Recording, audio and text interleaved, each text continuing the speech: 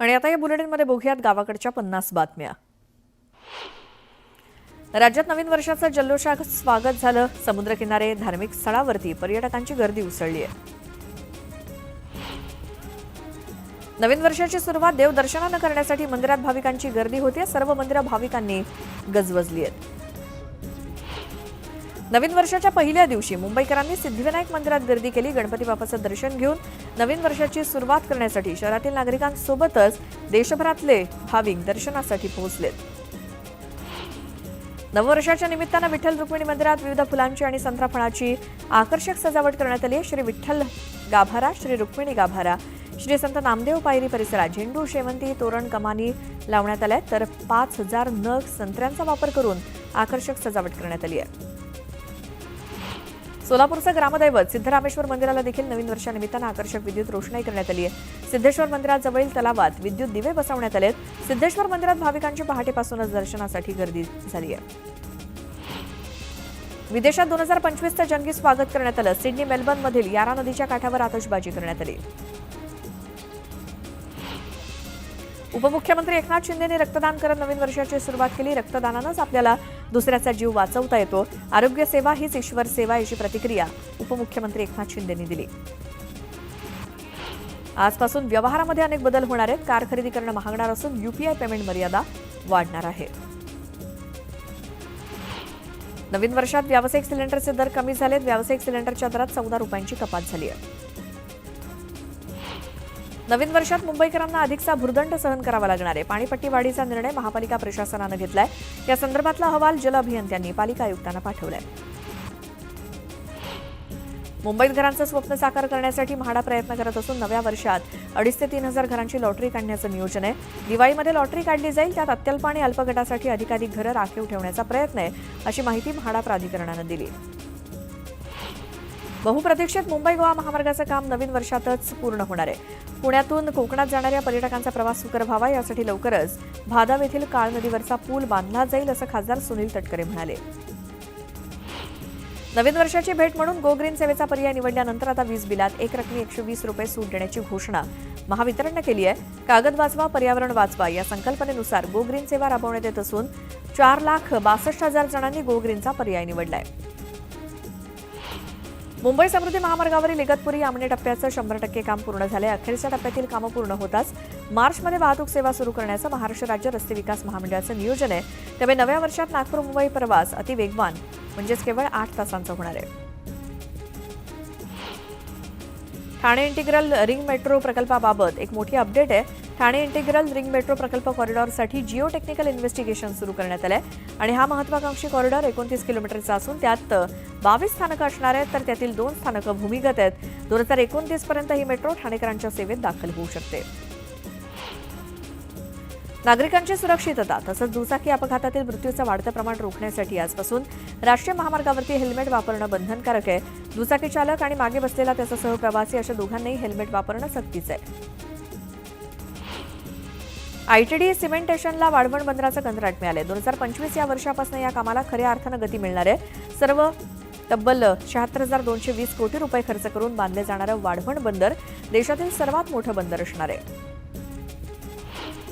महाराष्ट्रातील नवी मुंबई आणि उत्तर प्रदेशातील नोएडामध्ये लवकरच नवीन आंतरराष्ट्रीय विमानतळ सुरू होणार आहे। अशातच केंद्र सरकारनं विमानतळाच्या सुरक्षेसाठी 2,800हून अधिक केंद्रीय औद्योगिक सुरक्षा दलाचे कर्मचारी मंजूर केलेत। यात नवी मुंबई विमानतळासाठी 1,840 पदांचा समावेश आहे। उत्तर प्रदेशात प्रयागराज इथे होणाऱ्या कुंभमेळा निमित्तानं रेल्वे विभागाच्या IRCTCकडनं भारत गौरव या विशेष रेल्वेचं आयोजन करण्यात आलंय। पुण्यातील भाविकांसाठी 15 जानेवारीला पुणे स्थानकावरनं विशेष रेल्वे उत्तर प्रदेशकडे रवाना होईल। मुख्यमंत्री सौर कृषी वाहिनी या राज्य शासनाच्या महत्त्वाकांक्षी प्रकल्पाला गती देण्यासाठी जिल्हाधिकारी आणि पोलीस अधीक्षकांनी नियमित बैठका घेऊन अडचणी सोडवाव्यात असे आदेश मुख्यमंत्री देवेंद्र फडणवीसांनी दिलेत। उशिरा झालेला धान्य पुरवठा तसंच ई-पॉस मशीनमधील तांत्रिक अडचणींमुळे डिसेंबरचं धान्य वितरण रखडलंय। परिणामी राज्यातील अनेक जिल्ह्यांमधील सुमारे 24 लाख शिधापत्रिकाधारकांना धान्य मिळालेलं नाही। नवं सरकार स्थापन झाल्यानंतर प्रशासनात देखील फेरबदल सुरू करण्यात येत आहेत। प्रशासकीय अधिकाऱ्यांच्या बदल्या केल्या जात आहेत। काही अधिकाऱ्यांना पदोन्नती देखील देण्यात आली आहे। नवीन वर्षात मुंबईकरांची वाहतूक कोंडीतून सुटका होणार आहे. गोखले, कर्नाक, विक्रोळीसोबतच इतर नवीन पुलांची कामं नवीन वर्षात पूर्ण होणार आहेत असे संकेत महापालिकेने दिलेत. त्यामुळे प्रवास आणखी वेगवान होईल. पालिकेनं marine drive, gateway of India, Shivaji park, Juhu Chowpatty, Dadar Chowpatty अशा सार्वजनिक ठिकाणी विशेष स्वच्छता मोहीम राबवली. या मोहिमेत 31 डिसेंबरला झालेल्या कचऱ्याचं संकलन करून विल्हेवाट लावण्यात येणार आहे. यासाठी विविध संयंत्रांसोबतच 5,000 अतिरिक्त मनुष्यबळाची नेमणूक करण्यात आली आहे. पावसाळ्यापूर्वी नालेसफाई जलद गतीनं व्हावी यासाठी ठाणे महानगरपालिकेनं 6 कोटींचा रोबो आणला. मात्र कोट्यवधींचा हा रोबो 3 वर्षांपासून धुळखात पडला असून साफसफाईसाठी सध्या भाड्याच्या वाहनांवर लाखो रुपयांची उधळपट्टी सुरू आहे. मुंबई विद्यापीठाच्या उन्हाळी सत्राच्या परीक्षांच्या तारखा जाहीर करण्यात आल्या आहेत. 18 ते 26 मार्च दरम्यान या परीक्षा सुरू होणार आहेत. 439 परीक्षा केंद्रांवरती 1,38,000 विद्यार्थी परीक्षा देतील. ठाणे शहरातील घोडबंदर इथे मोठ्या प्रमाणात पाणी टंचाईची समस्या भेडसावतेय. या समस्येविषयी मुंबई पालिकेचे अधिकारी आणि आमदार केळकर यांच्यात बैठक झाली. या बैठकीत ठाणे शहराला मिळणाऱ्या 50 दशलक्ष लिटर पाणी पुरवठ्यापैकी 25 MLD पाणी पुरवठा करण्याबाबत हालचाल सुरू झाली आहे. कल्याण डोंबिवली शहराच्या विविध भागात डासाचं प्रमाण वाढलंय. संध्याकाळी 7 वाजल्यापासून पहाटेपर्यंत डासांचा उपद्रव होत असल्यामुळे नागरिक हैराण झालेत. डास प्रतिबंधात्मक उपाययोजना करून सुद्धा डास काही जात नाहीत अशा तक्रारी नागरिकांकडून येत आहेत. रंगानं हिरवट आणि चवीला गोड आणि आवळ्यापेक्षा मोठ्या आकाराच्या ॲपल बोरांची सध्या बाजारात चलती आहे. नोव्हेंबरच्या सुरुवातीला या बोरांचा हंगाम सुरू होतो आणि ही बोरं सध्या किरकोळ बाजारात 100 रुपये किलोनं मिळत आहेत. सोयाबीन खरेदी नोंदणीची मुदत 7 दिवसांनी म्हणजेच 6 जानेवारीपर्यंत वाढवण्याचा निर्णय घेतला गेलाय. नोंदणी केलेल्या शेतकऱ्यांच्या सोयाबीनची खरेदी नाफेड आणि NCCF यांच्यामार्फत 12 जानेवारीपर्यंत केली जाणार आहे. आज लाल कांद्याची सोलापूर बाजारात 36,000, नाशिक जिल्ह्यामध्ये 1,00,000 क्विंटल तर अहिल्यानगर जिल्ह्यामध्ये 15,000 क्विंटलची आवक झाली. तर राज्यात जवळपास 2,30,000 क्विंटलची आवक झाली. लाल कांद्याला कमीत कमी 1,400 रुपयांपासून ते 2,650 रुपयांपर्यंतचा सरासरी दर मिळतोय. राज्यातील साखर कारखान्यांनी डिसेंबर अखेरपर्यंत 29 लाख टन साखरेचं उत्पादन केलं. 15 नोव्हेंबरपासून सुरू झालेल्या साखर हंगामानं आता गती घेतली आहे आणि साखरपट्ट्यात चांगली थंडी असल्यामुळे साखर उतारा देखील चांगला मिळत असल्यामुळे गाळपाला वेग आलाय. गेल्या काही दिवसात राज्यात असलेल्या ढगाळ वातावरणाचा फटका फळबागांना बसलाय. फळगळती, मंगूरोगाचा प्रादुर्भाव त्यामुळे मराठवाड्यात मोसंबी उत्पादक चिंतेत आहेत. तर मळभ, ओसरलेली थंडी आणि अवकाळी पावसाचा आंब्यावरचा परिणाम होण्याची भीती कोकणातल्या बागायतदारांना आहे.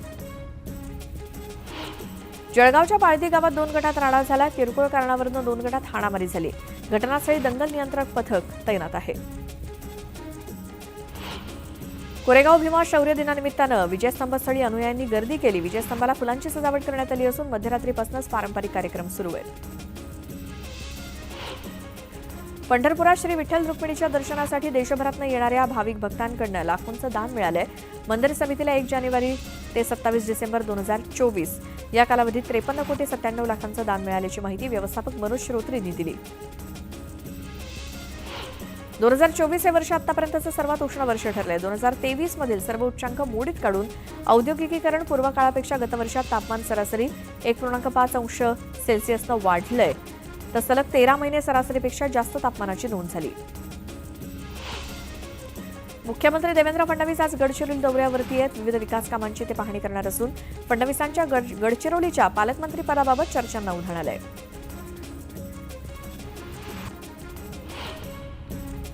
आणि आता एक सविस्तर बातमी, ती म्हणजे संतोष देशमुख हत्या प्रकरणामुळे बीड जिल्ह्यातील गुन्हेगारी चव्हाट्यावर आली.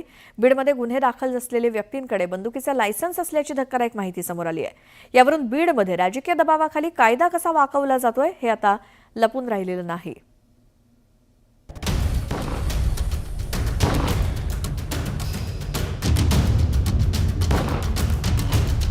गेल्या 2 दिवसांपासून बीडमधील बंदूकबाज चांगले चर्चेत आहेत. सामाजिक कार्यकर्ता अंजली दमानी यांनी सोशल मीडियावरती या बंदूकबाजांचे व्हिडिओ शेअर करत मंत्री धनंजय मुंडेंना खडा सवाल केला होता. आता खुद्द धनंजय मुंडेंच्याच हाती पिस्तूल घेतलेला फोटो दमानी यांनी सोशल मीडियावरती शेअर केलाय. त्यामुळे पुन्हा एकदा बीडमधील बंदुकीच्या लायसन्सचा विषय चर्चेत आला. दरम्यान याविषयी आणखीन एक धक्कादायक माहिती समोर आली. गुन्हे दाखल असतानाही 245 व्यक्तींना शस्त्र वापरण्याचं लायसन्स देण्यात आलंय.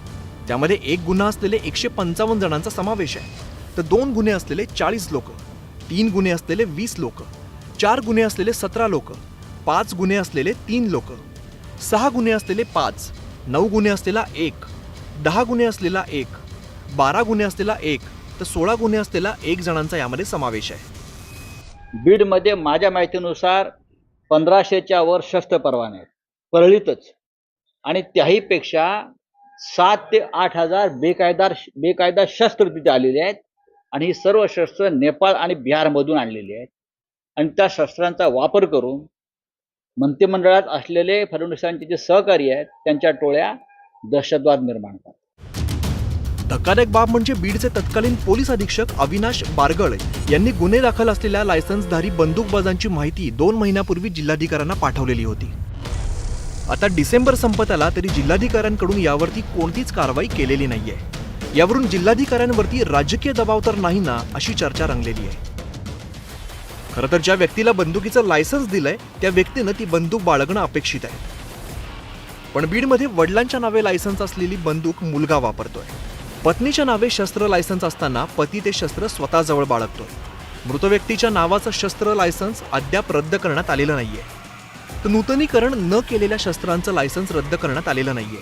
खरं तर एखाद्यावरती गुन्हा दाखल झाल्यानंतर त्याचं शस्त्र लायसन्स रद्द केलं जातं. पण बीडमध्ये हे सगळे नियम धाब्यावरती बसवण्यात आले. माध्यमांनी शोध घ्यावा.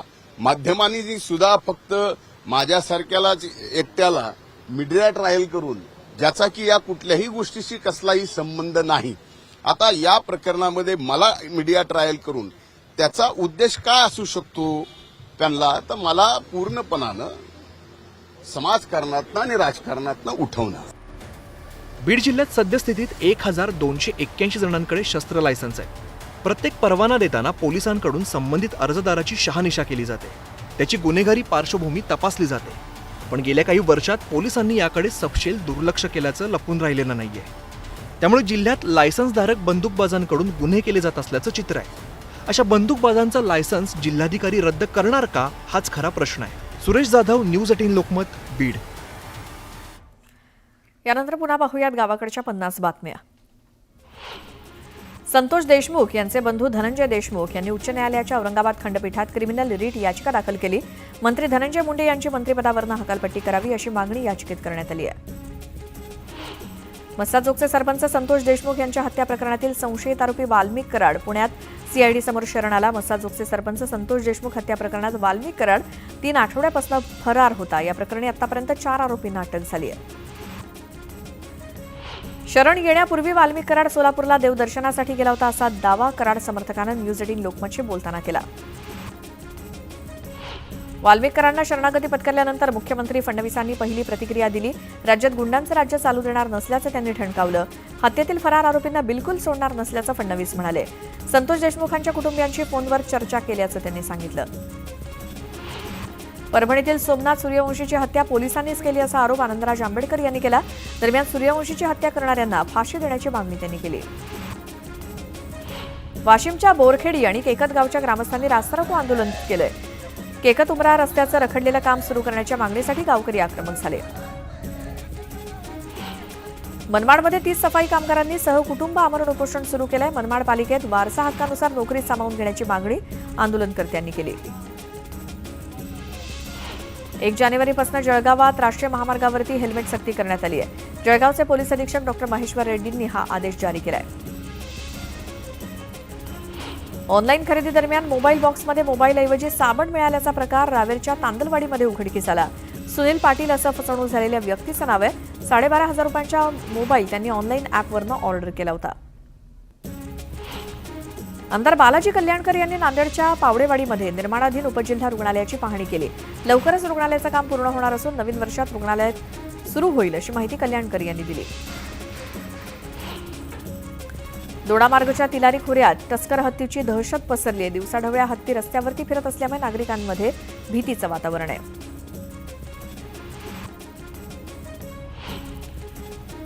इथे एक छोटासा ब्रेक घेऊन लगेच परत येऊयात. तुम्ही बघत राहा न्यूज 18 लोकमत.